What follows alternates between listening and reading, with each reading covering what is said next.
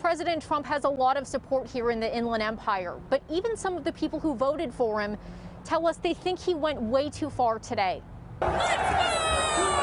Scaling the walls and swarming the steps, thousands of pro-Trump protesters stormed the nation's capital. Get down under your chairs if necessary. Sending lawmakers to the floor to take cover.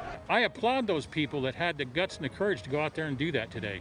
Doug Hewitt says someone had to do it, but no one should have died in the process. It just breaks my heart to hear of that one woman and losing her life over this. The Marine Corps veteran voted for Donald Trump and stands by the president's preceding message at a Save America rally. We must stop the steal, and then we must ensure that such outrageous election fraud never happens again. Soon after, protesters breached the Capitol. He's not responsible. He's responding to what's happened. But Randy Calverley, who also voted for Donald Trump, says he believes the president incited violence today. I think he turned this thing today around and made it very dangerous for the country. He thinks what he did might warrant his forcible removal from office by way of the 25th Amendment. I think what's going on is not acceptable, but on the other hand, I understand when people get to a point where they feel their voices aren't being heard. But David Loop says he saw much more violence in protests for different causes across the country last year. Looting, burning down businesses, shutting down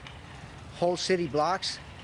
And it seemed to be accepted. Many of those who oppose or are on the fence about Donald Trump told us it's time for him to concede. I take it from my perspective that he just want to accept that he lost and he just don't want to move on. He's like a big baby, you know, like he shouldn't be acting like that. I think the grown-up in him should let it go and walk away, be great for America.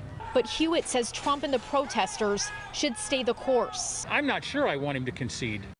And many people did point out that President Trump eventually told all of those protesters to go home. They just hope that his remaining 2 weeks in office are more peaceful. Reporting in Eastvale, I'm Nicole Comstock, KCAL 9 News.